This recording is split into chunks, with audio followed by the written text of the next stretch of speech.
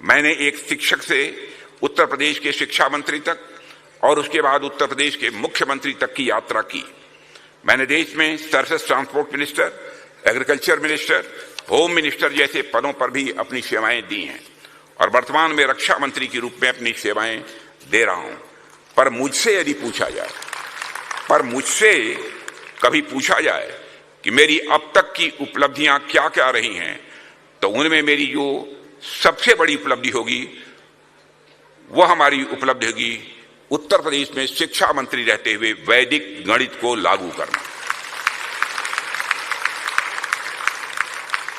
और मैं आपको जानकारी देना चाहता हूं कि जिस समय उत्तर प्रदेश की शिक्षा में वैदिक गणित मैंने लागू किया था, उस समय 36 पुस्तकें पूरे भारत में विद्वानों ने लिखी थी केवल वैदिक गणित के ऊपर। लंदन स्कूल ऑफ इकोनॉमिक्स में वैदिक मैथमेटिक्स पढ़ाई जाती है, लेकिन ये विडंबना है कि आजाद भारत में जो वैदिक मैथमेटिक्स पढ़ाई जानी चाहिए वह नहीं पढ़ाई जाती रही है।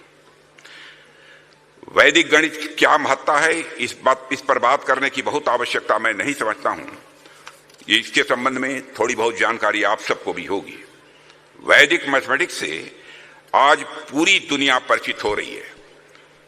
यहां तक कि जो शोध कार्य होते हैं और जो शोध कार्य हुए हैं वह भी बताते हैं कि यह न केवल कैलकुलेशन यानी गणना के लिए, बल्कि बच्चों के बौद्धिक विकास के लिए भी बहुत उपयोगी है। और हमारे वेद ऐसी विद्याओं के आगार हैं, यह मैं दावे के साथ कह सकता हूं। देवियों व सज्जनों, चिकित्सा के क्षेत्र में भी वेदों के योगदान को नकारा नहीं जा सकता है। जो लोग मेडिकल सेक्टर से परिचित होंगे वह जानते होंगे कि जो चरक संहिता मेडिकल सेक्टर के लिए कि वह कितनी महत्वपूर्ण है, उस चरक संहिता के श्लोक के अनुसार चिकित्सक अथर्ववेद के प्रति अपनी निष्ठा रखते हैं। वेदों का पूरी भारतीय संस्कृति पर जो प्रभाव रहा है, उसे देखकर ही मैंने आपसे यह जिक्र किया कि भारत की संस्कृति का आधार ही यह वेद है। देवियों और सज्जनों, वैसे सच बात यह भी है कि वेदों में बहुत सा ज्ञान ऐसा है जिसका सहारा लेकर हम आधुनिक युग की समस्याओं का भी समाधान ढूंढ सकते हैं। उदाहरण के लिए आज पूरी दुनिया में पर्यावरण से जुड़ी तमाम समस्याओं के समाधान ढूंढने पर बल दिया जा रहा है।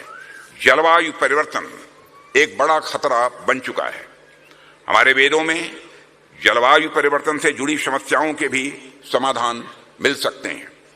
वेदों में सूर्य को दुनिया की आत्मा बताया गया है। सूरज को जीवन का पोषण करने वाला माना गया है और आज जलवायु परिवर्तन जैसी चुनौती से निपटने के लिए हमें उसी प्राचीन सोच से रास्ता तलाशना होगा, ऐसा मेरा मानना है। हमें सौर ऊर्जा से जुड़े उपायों को बढ़ावा देने की जरूरत है, जिसकी ओर मोदी जी के नेतृत्व में हमारी सरकार विशेष ध्यान दे रही है। साथियों, आज भारत की आजादी का यह अमृत काल चल रहा है और यह भी संयोग है कि स्वामी जी की 20 शताब्दी वर्ष भी इसी दौरान चल रही है और आर्य समाज की स्थापना का 150वां वर्ष भी चल रहा है। जैसे स्वामी जी ने एक जागरूक सांस्कृतिक भारत की कल्पना की थी, वैसे ही हमारे प्रधानमंत्री मोदी जी ने भी विकसित भारत के निर्माण का भी लक्ष्य रखा है। और मेरा हमेशा यह मानना रहा है कि हर राजनीतिक और राष्ट्रीय लक्ष्य को पूरे करने का एक सामाजिक और सांस्कृतिक धरातल तैयार करना पड़ता है। इसलिए हमें यदि विकसित भारत का निर्माण करना है तो भारत में फिर से एक सांस्कृतिक पुनर्जागरण का वातावरण बनाना ही होगा।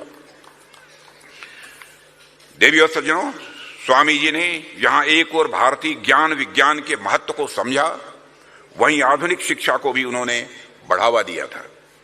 उनके द्वारा स्थापित स्कूल व कॉलेज आज 21वीं शताब्दी में भी पठन पाठन की दृष्टि से भारत ही नहीं पूरी दुनिया में जाने माने जाते हैं।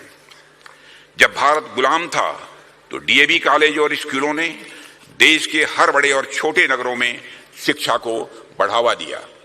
आज देश में साक्षरता में वृद्धि हुई है, मगर 100% साक्षरता से अभी हम थोड़े दूर हैं। विकसित भारत के निर्माण में हमें इस लक्ष्य के लिए काम करने में आप सभी लोगों का भी सहयोग चाहिए। मुझे यह जानकर खुशी है कि स्वामी जी से प्रेरणा लेकर अनेक संगठन आदिवासी, गिरिवासी, वनवासी समाज में भी शिक्षा की ज्योति प्रज्वलित करने की कोशिश कर रहे हैं। शिक्षा के प्रकाश से समाज का एक भी व्यक्ति अछूता न रहे, हमें ऐसे भारत का निर्माण करना है। शिक्षा का प्रचार प्रसार होने से सामाजिक समरसता को भी स्वाभाविक रूप से बढ़ावा मिलेगा, मगर सिर्फ शिक्षा से ही समरसता नहीं बनेगी। सामाजिक समरसता स्थापित करने के लिए हमें जनता के सामने उदाहरण भी प्रस्तुत करने होंगे। भारत की सामाजिक समरसता को सबसे बड़ा खतरा जातिवाद और सांप्रदायिकता से है। जातिवाद और सांप्रदायिकता ने आजाद भारत में कितना जहर घोला है, मुझे यह बताने की आवश्यकता नहीं है। केंद्र में सरकार बनने के बाद हम लोगों की सबसे बड़ी कोशिश यही रही है कि समाज को जातिवाद और सांप्रदायिकता से छुटकारा दिलाया जाए। ये दोनों विकसित भारत के निर्माण में मैं मानता हूं कि सबसे बड़ी बाधाएं हैं, जिनसे हमारे देश को मुक्ति दिलानी ही होगी। और इस काम के लिए स्वामी दयानंद जी के विचार आज भी पूरी तरह से प्रासंगिक हैं। स्वामी दयानंद जी के जन्म के 200 वर्ष का ये पड़ाव उस समय आया है जब भारत अपने अमृत काल के प्रारंभिक वर्षों में है। स्वामी दयानंद जी भारत के सुनहरे भविष्य का सपना देखने वाले एक राष्ट्र ऋषि थे। भारत को लेकर स्वामी जी के मन में जो विश्वास था, अमृत काल में हमें उस विश्वास को अपने आत्मविश्वास में बदलना होगा, यह संकल्प लेने की आवश्यकता है।